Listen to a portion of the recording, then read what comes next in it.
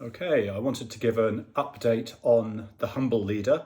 You may have seen I've gone a bit quiet on it for the last week, which is largely because I've been a little bit overwhelmed by the initial response to it. I've had literally thousands of inquiries, which is actually quite daunting as a small publisher, working out the best way of getting this work out there.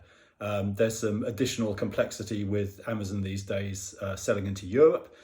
So our distribution has gone from being quite simple to being slightly complicated. So I think what I'm aiming to do is to run a Kickstarter for a sequence of the first edition. And the aim there is essentially to help me cover the cash flow of the first print run. It's always a bit of a challenge with print runs, knowing what size to go with them.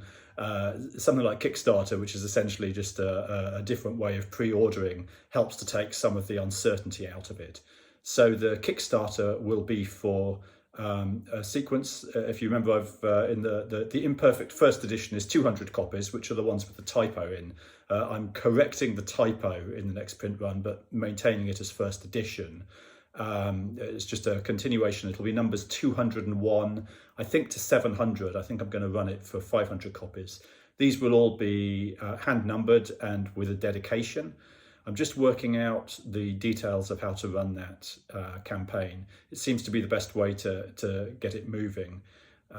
So that's my plan.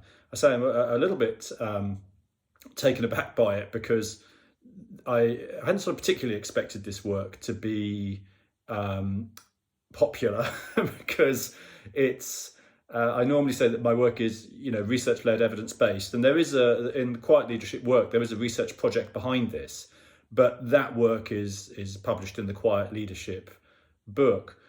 The Humble Leader is a guided reflection, so it is at the softer end of my work, but it is a reflective journey, and I think that's okay. I think there'll be some irony if this turns out to be a very popular book. Maybe that should teach me about what I should write next. But to be honest, I'm very easy. I'm very proud of the book because it's a beautiful little artifact, which is what I wanted it to be. I still don't really know how far it will fly or go, and I'm okay with that.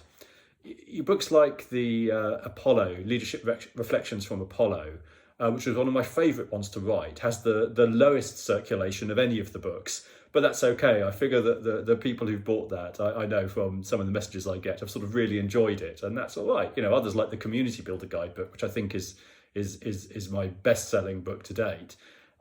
They kind of fly far and wide, and that's okay as well. I think as long as people find a way to carry their own journey and learning forward, that's really all I look for with these things. So more details on this in the next week or two.